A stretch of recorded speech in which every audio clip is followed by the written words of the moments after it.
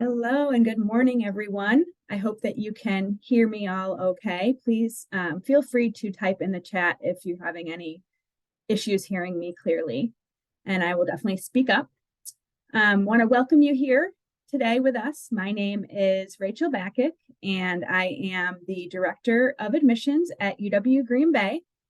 And I'm so happy to welcome all of the students and counselors and teachers that are joining us today from the Green Bay Area Public Schools. We are really excited to share some more information about our education program here at UW Green Bay.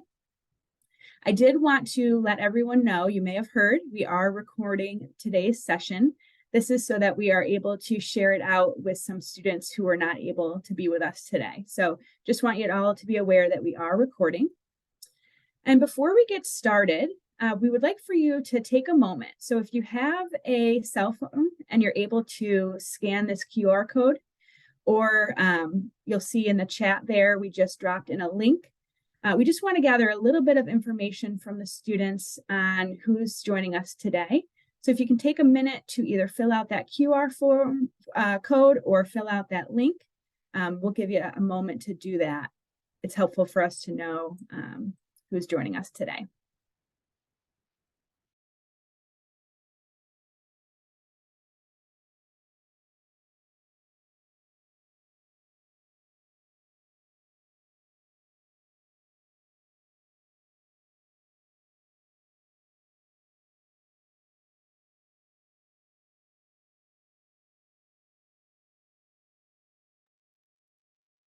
We'll let you continue filling that out if you're doing so. We can also follow up after today's session with the link, and you can fill it out then if that works better.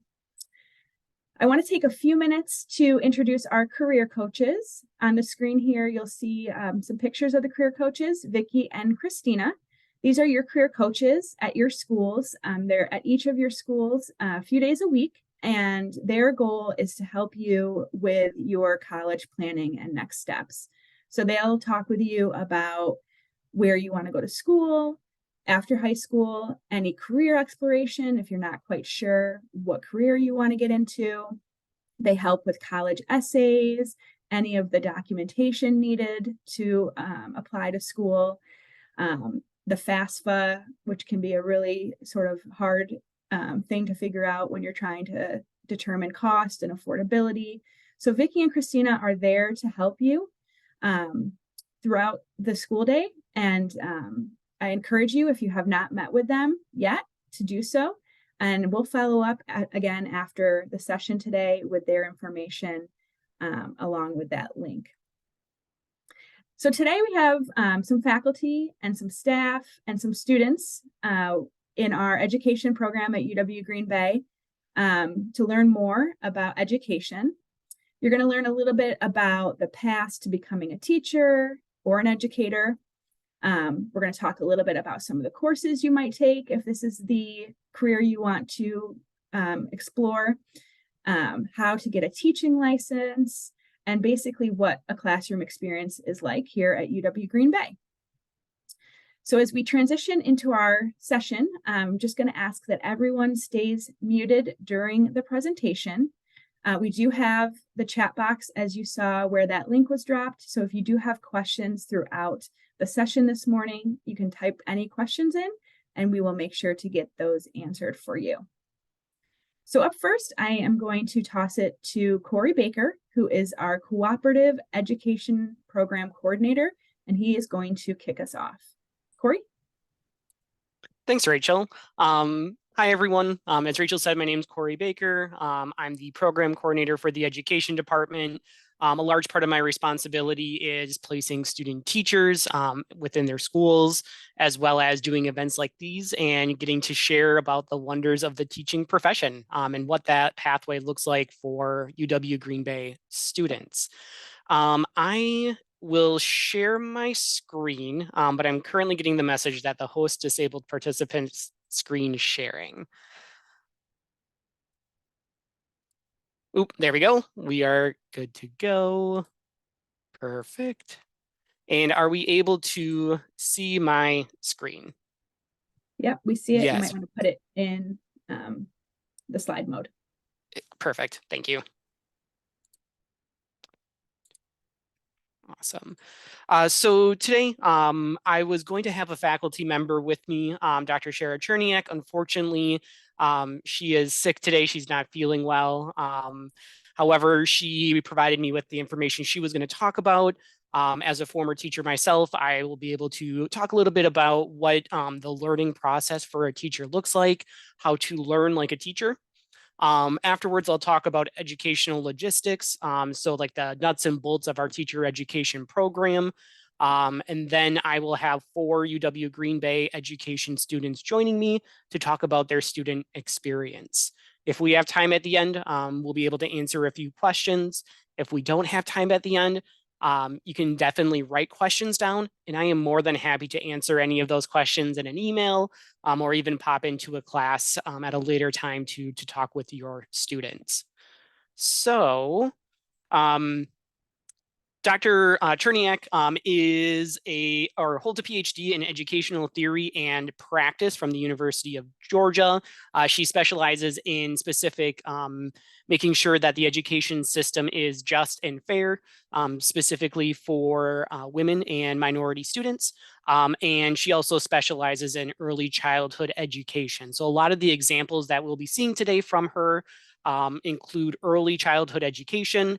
I do want to note, though, that UW Green Bay has licensed areas all the way from birth through high school.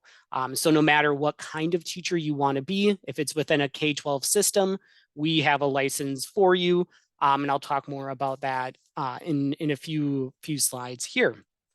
So one of the things we wanted to talk about today as a department is why you would want to become a teacher. This is one of my favorite topics to talk about. As I had mentioned before, I am a former high school teacher. I taught Spanish at the high school level. I also taught middle school, social studies and Spanish. And one of the things I love most about my job is helping people become teachers, because honestly, it's one of the most beautiful professions there is. You get to do a lot of really, really cool work, and work that is meaningful and impactful. You never have to doubt if what you are doing matters, because it does. Every single day, you are making a difference in the lives of the students you are working with. Dr. Cherniak here shared some pictures from her field experience when she was a K-12 classroom teacher, as well as a university supervisor when she would go and observe her students in classrooms. And I think a lot of these pictures tell really cool stories. So the first one I want to point out is the top left-hand picture here that you see. One of the most amazing things teachers get to do is support students with their own creativity. All right, so you can see here some projects that kindergarteners made that the teacher got to help support to really show what those students love. In the top left-hand corner, you see a motorcycle that a kindergartner put together. Motorcycles are one of their favorite things. It's one of their favorite things to play with, to talk about, etc. And so that kindergarten was able to express that by creating their idea of a motorcycle. You can see here as well that students are able to learn how to express what's important to them, right? What are the most meaningful things to them? Teachers get to help students learn how to communicate those things by teaching them how to write, how to spell, how to draw, color, especially at those early elementary levels. As students progress through the education system, as you know, what you're able to communicate and express becomes much more complex. You're not just able to express simple things like, I like my family. You're able to then learn how to communicate why you like your family, why your family is important. And as time goes on, right, you increase your literacy skills to the point where you're able to write complex essays backed with research, explaining about the importance of family, or how families across different cultures and generations look and function differently. And so no matter what level of education you're working with, you are helping students learn, grow, develop really important skills that sets them up for success moving forward. Dr. Cherniak, like I said, focuses on just systems. That's one of the things she's most passionate about, is making sure that what we're teaching in our education systems is setting everyone up for success, that no one gets left behind. and that everyone's future is secure. And so education goes a long, long way in doing that, right? Helping give students the tools to help themselves be successful in all parts of their lives. So another important thing we want to talk about today are the different types of things you will learn in an educational setting, specifically what kind of classes you take in an education major or minor, and really what those types of materials and content look like within those classes. One of the most important things you learn in elementary education as well as secondary education is literacy methods. And so our program is built with the understanding that literacy is one of the strongest skills you can teach a student, teaching a student not just how to read, but how to interpret text, how to decide what is good, authentic material to use, how to decide which books to use to teach children, things like that. So we have an entire literacy block dedicated to teaching these skills. You take 3 classes together in one block. So all day, all day during that week, you are working with literacy. The students that are going to be talking with you all later today are actually coming from their literacy block, where currently they're working on phonics skills and learning how to teach students to learn to read for the very first time. Other types of things you're going to teach are that you're going to learn in education classes. If you're an education major, so you're looking to teach elementary education, you would learn how to do math methods. You're going to learn how to teach science. You're going to learn how to teach social studies. You're going to learn about curriculum and curriculum design, how to know what to teach. You're also going to learn about assessments, how to create good assessments that accurately demonstrate your students' abilities, right? So whether that's a test, project, things like that. Another essential element, facilitating a classroom, right? And so you'll have classes that focus on classroom management, how to work with a group of students, how to work with individual students, all of those different things. Something that we're adding to the program now is a multilingual education component. So you're going to learn about multilingual students, students who speak more than one language, how to best support those types of students. We also have a separate teaching license that is a bilingual license where you teach in 2 different languages. You'll learn about lesson planning. You'll learn about unit planning, how to prepare to deliver the content. Fort building. You get to learn a lot of cool techniques to keep students engaged, one of which might be fort building, but there's a lot of other things along the way, fun activities that we give you ideas for, as well as larger socio-historical, political, and economic contexts of education. We believe that it's important that students understand where education has been, where education is, so that they can be best prepared to know where education is going. You all know that education looks very different today than it probably did 15 years ago, where students didn't have access to laptops every single day. When I first started teaching about 10 years ago, I had to rent a computer lab for students to use if they wanted to use a computer.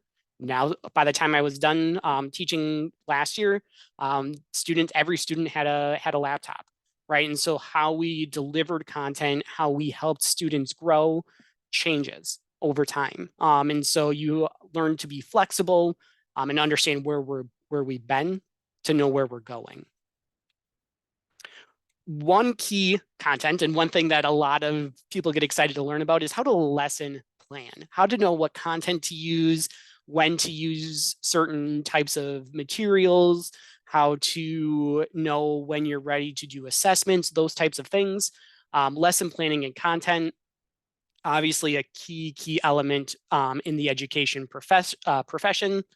So one essential kind of topic that you'll learn about is UBD, understanding by design, or sometimes known as backward design. This was an idea that was put together by Jay McTingy and Grant Wiggins. And it's really the core of how teachers lesson plan to make sure that students are getting the right material at the right time. All right, so when lesson planning, I want you to take a few seconds to think about what order you would put these activities in. We have learning activities, objectives, and assessment. So learning activities being the actual things you're doing in a class. Objectives would be, right, the big picture goals, and the assessments being how you know the students have obtained those goals. So just take a few seconds here to think about when you would think about each of these. What order would you put these in when you're a teacher doing a lesson plan?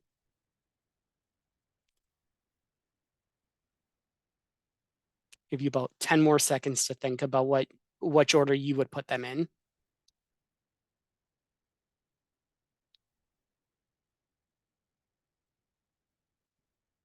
All right. So the very first thing when you're a teacher and you're creating a lesson plan or a unit plan, you're trying to decide what content to teach and how to teach it. The very first thing you're looking at is objectives, right? What is it that you actually want to teach?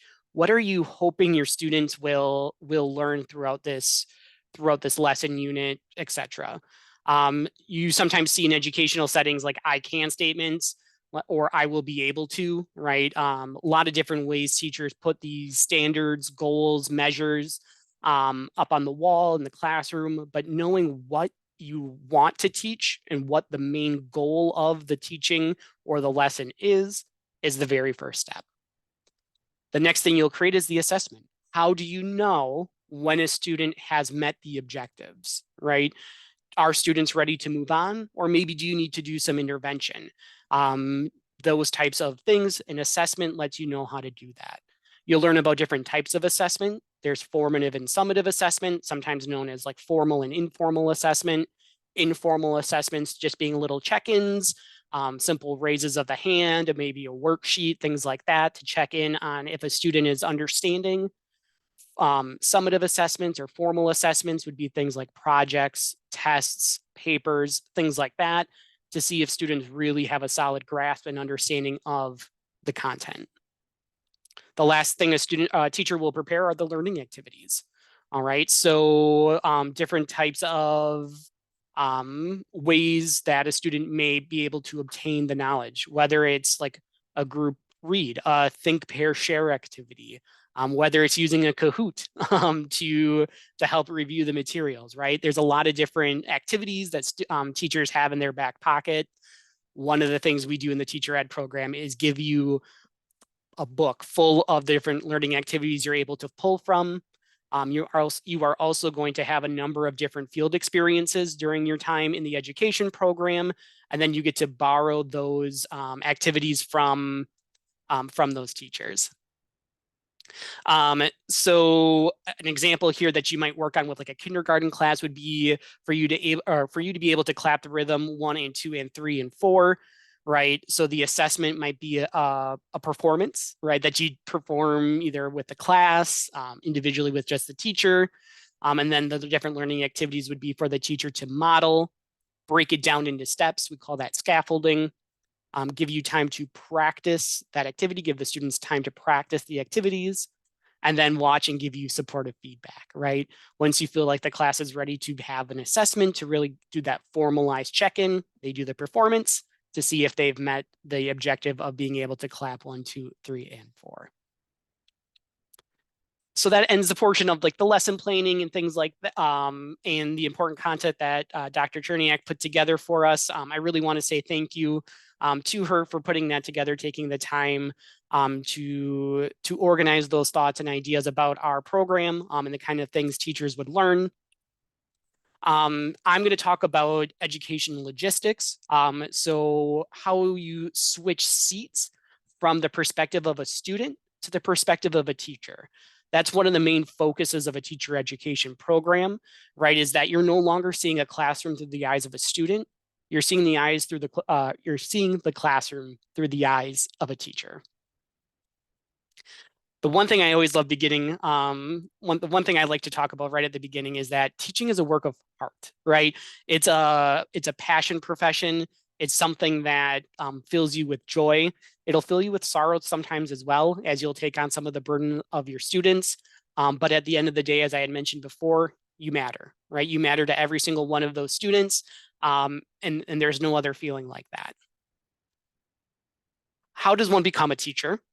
There's two different elements when talking about teacher preparation, which makes our program in the state a little unique. And this is true for all teacher education programs. At the end of a teacher education program, you actually end up with two separate items. You end up with a bachelor's degree, your undergraduate degree, that 4-year degree that takes about 120 credits. In this case, the college sets the curriculum. So our education department decides what we want to teach, what we think it's important for future teachers to learn. It ends up being a mix of general education classes as well as specialty classes, whether you're teaching elementary school, you'll have a specific set of classes designed for elementary learning. If you are teaching middle and high school classes, you have specific classes, for example, on how to teach math literacy or how to teach social studies and the methods that you would use to teach social studies. Examples of some courses you take for your bachelor's degree in our program would be like Education 208, Concepts, Issues, and Field Experiences in Education. Another example would be like Education 340, which would be something along the lines of like supporting learning and behavior in the classroom. So like a classroom management type of a course. So lots of different types of classes that one may teach or one may learn from. And that gets your bachelor's degree. So that's that 4-year degree. But just because you earn a bachelor's degree does not necessarily mean you're ready to become a teacher. There's one additional thing you need to do or work towards while you're in college, and that's your teaching license, which there are separate requirements from the bachelor's degree. Some examples of extra things you need to do in order to earn your teaching license: field hour requirements. So you need to have so many field hour, so much time in a classroom, practicing teaching, observing teachers, things like that, in order to obtain your teaching license. The state government sets these requirements. So if you're hoping to teach in the state of Wisconsin, Wisconsin says, hey, teachers, this is what you need to do in order to obtain your teaching license. You need your teaching license in order to get a job teaching. There's different types of experiences that teachers need to get throughout their time in a program. Again, this is set by the state government. Some examples of these requirements would include things like the Act 31 requirement, which ensures that teachers in the state of Wisconsin have learned about Indigenous education and Indigenous individuals so that they know how to best work with students that are Native American. Another example is the Foundations of Reading test. If you're planning to teach elementary school, you need to be able to pass what we call the FORT, Foundations of Reading test. This is a standardized test that determines your ability to teach literacy to young individuals. Another requirement is content and competency. You need to have a strong GPA in order to become a teacher. Makes sense, right? You want to make sure that teachers were good students or at least knew the content that was being taught. If you don't meet the GPA requirement, you can take additional standardized tests to ensure that individual is ready to teach the content. Another example is like the 100+ hours of field experience that is required to get your teaching license. I bring this up because sometimes it can get a little bit confusing and messy.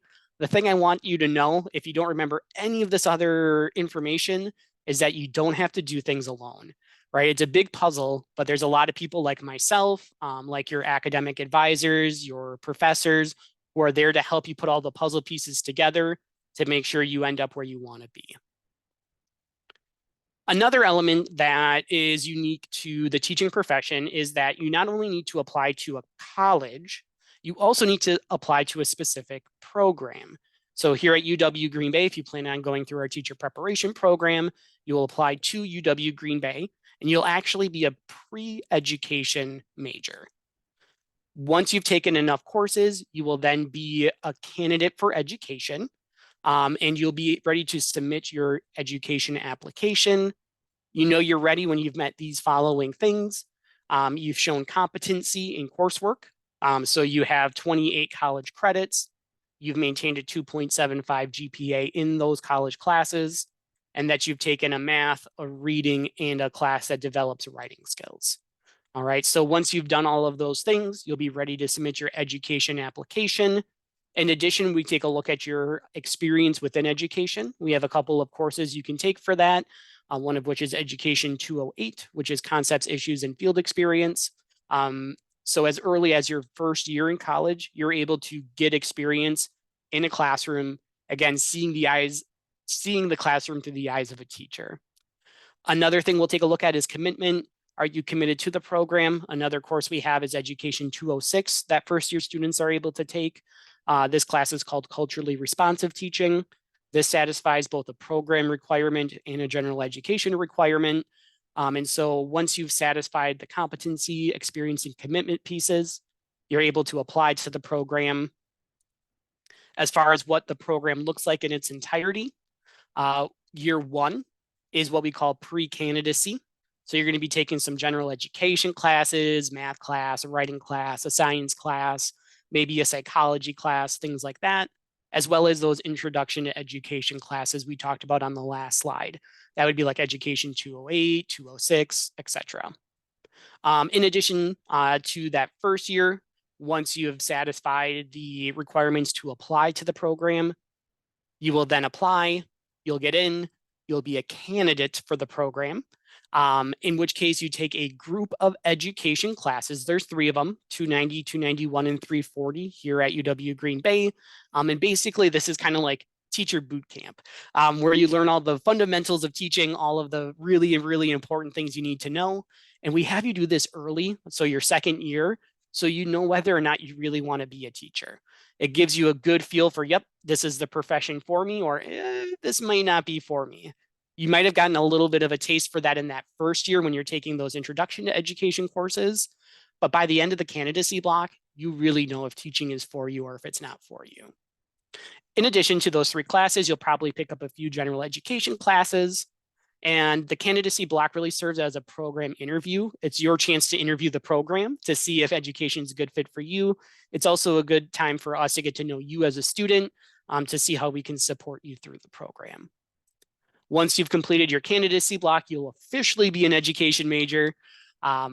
You usually can complete that in about 2 years. It's a combination of higher level education courses, as well as the remaining general education courses you may have. You may have an additional major or minor that you'll be working towards. Let's say you want to teach social studies. You would be a history major with an education minor. So you'll be taking some history courses as well. You may have areas of emphasis you want to focus on, whether that is like bilingual education, ESL, ELL, etc., that you'll work on. Once all of your classwork is done, you get to finally put everything you've learned to test with student teaching. Student teaching is a 1 semester experience. It's in addition to that, there's a seminar course that happens on Saturday to like teach you how to write a resume, how to apply for jobs, things like that. But otherwise, you're in school every single day, all day. People usually know what student teaching is because they probably have had a student teacher at some point. But if you haven't, it's a really, really good experience for young professionals to really learn the ropes of teaching. Speaking of field experience is probably the most important thing in a teacher education program. It's giving them those real life experiences and real life opportunities to practice what they learn, right? We don't just throw you to the wolves day one. We don't like say, here's a classroom full of kindergartners. Good luck, right? We don't do that. So year one, Education 208 is your first field experience opportunity. In that class, you really learn tutoring skills, how to work one-on-one with students. And you might get some opportunities to like observe in the background some educational classrooms. In the second year of the program, in Education 291, you're doing a lot more observation. Your classes are teaching you what to look for in a class to show good teaching. And then you go into a classroom to observe what that looks like in real life. You may teach a lesson here or there, maybe a part of a lesson here or there, how to help out with activities. But it's not until year 3 that you're completing full lessons as like a teacher. You work alongside a classroom teacher in one of the local schools here, implementing lessons, whether they're literacy lessons, math lessons, content specific lessons if you're in the high schools. But you're getting that real world practice so that by year 4, you're ready to student teach. You're ready to eventually take on the full workload of a teacher. Along the way, you'll get some extra opportunities, whether you want to participate in Future Phoenix. You all may be familiar with that program, but we host local GBAPS students, and you have the opportunity to work and tutor them. Camp Lloyd is a summer camp that you're able to participate in as an education student. And there's a number of campus and off-campus employment opportunities that we share with our students to continue to build their resumes. I just want to part my section here and leave my part with this quote here. I really love this. It is the supreme art of the teacher to awaken joy in creative expression and knowledge. And Dr. Cherniak shared a little bit of that in her portion of the presentation, right? That teachers are amazing. They do amazing work. And one of the most amazing things they're able to do is awaken joy in students, right? Helping students find their passions, helping students develop their passions, and giving them the skill sets to be successful moving forward. And this quote is from Albert Einstein. Our last portion of today is getting some students' perspectives. So with me, I have some UWGB education students, pulled them out of their lit block courses today to share about their experiences in the teacher education program. So I'm going to stop sharing my screen so that we can potentially see them better. All right, here they are. So UW Green Bay students, if you would be able to introduce yourselves, maybe share your name, your license area, and how long you've been at UW Green Bay.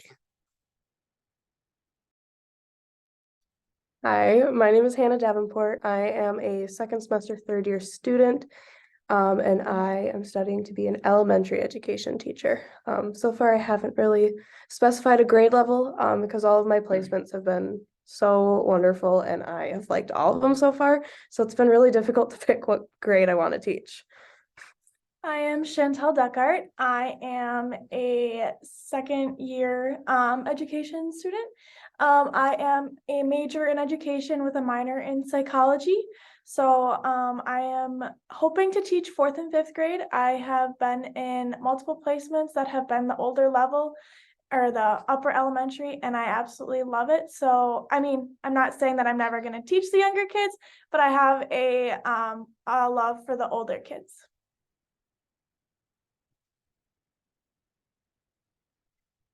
Okay, hi. My name is Katie Waters. I am a junior at UWGB, and about one more semester and then I'll be student teaching. My placements have been mostly middle school, so I'm minoring in English. I want to be a middle school English teacher. So hi, my name is Madeline Schultz. I'm a second year here at the University of Wisconsin-Green Bay. I'm an education major with a minor in ESL, so I wanted to teach language arts, but more with the children that need help with English.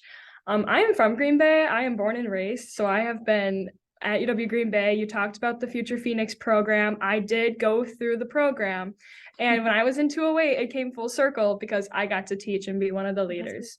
So yeah, 100%. It's an awesome experience. Awesome. Thank you, everyone. And yeah, so with me today, I have education majors. You may have heard them say that. So their licensed area will be in either ages 0 to 10 or ages 6 to 12, 13. In normal people's terms, that basically means like kindergarten to 8th grade, right? Is essentially where most of these people will be licensed between. We also have a program that is specific to teaching grades 6 to 12.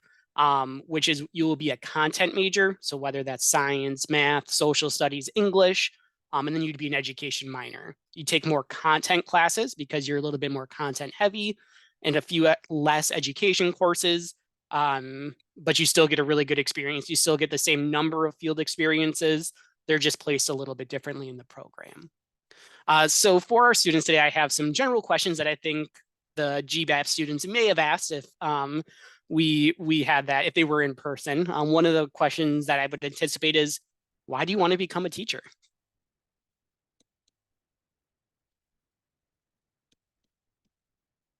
we're playing computer lingo here. The other group in the other corner. So we're like, who's gonna talk because the other group might have some reverb. So did you want to share or I can share? You can go ahead. So I want to be a teacher once again because of that Future Phoenix program. I was in it in 5th grade. And UW Green Bay came, they showed us about what college was like. And at 5th grade, nobody's really thinking about going to college. And they really put the bar of like, what do I want to do with my life? And this is what I want to do. And I've toured other colleges before. So I really enjoyed UW Green Bay. Specifically, I want to be a teacher because I love kids, and specifically middle school students. I think they are the most interesting students you will ever meet in your lives, who will tell you the greatest stories. And I think that they need we need good teachers in the middle school area. So I want to be one of those teachers. Yeah. For me, I want to be a teacher. It kind of solidified when I was in high school, like sophomore year. I had a friend who struggled in math and struggled in science and struggled in English. And we had all those classes together, and she always sat next to me because if the teacher moved her, she would start failing the class. And when she like kind of got those concepts and I helped her get those concepts and study, like it really felt good. And I'm like, I'm kind of good at this. Maybe that's what I should do. And ever since I've been at UWGB and like going into the placement experiences, like it's just solidified that. So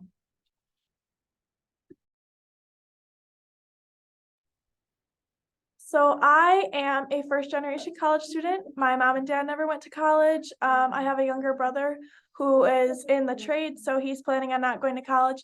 But I want to be a teacher because I struggled in school, and I had some really good teachers that helped pick me up and kind of help carry me along. So I kind of want to be one of those teachers that finds the students that are struggling, or all students, but to help pick them up and get them to succeed. I'd have to agree with the whole teacher thing because I had quite a few bad teacher experiences throughout elementary school and even into high school that I would love to eliminate for all future students, because it's just such a frustrating thing to try to get an education and your teacher isn't a nice person. And it would just be a great experience for me and for my students to eliminate that and have a nice teacher-student relationship.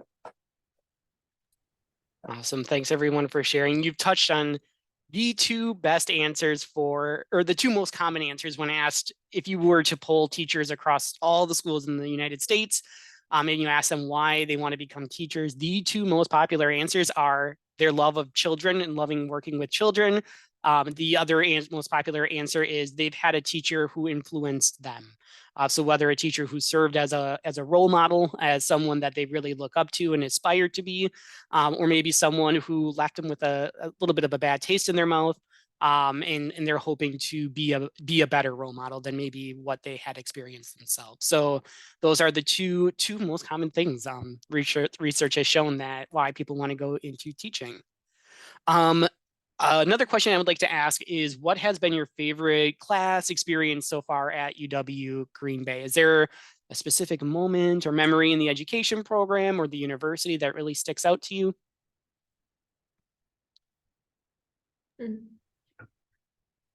For me, it was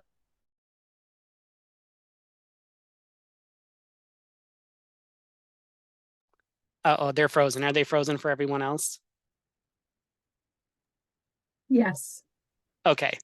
Hannah's group, would you be able to answer in the meantime?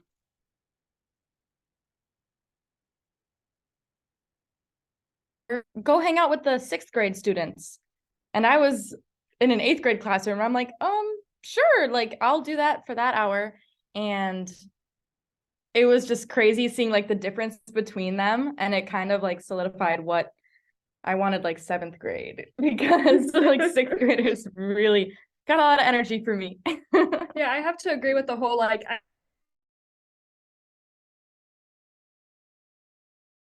208, which is one of the courses you will take program. And I did not know what I wanted to teach. And if anything, I really wanted to teach elementary. And I got placed in a middle school classroom in 208. And I told my professor, I'm like, I don't know if I'm going to be able to handle this. Like, I look like a middle schooler. How am I going to do this? But it truly changed my life. And that's why I want to be a middle school teacher. They are so kind and they were the best kids. So that is a life-changing moment for me because I love middle school and I definitely want to pursue a middle school teacher career. Awesome. Thank you both for sharing. We had a little bit of technical difficulties in and out, but I think from what we caught on, the field experiences were kind of the important elements there, right? And so the opportunity to work with students under the guidance of another teacher is a really awesome opportunity.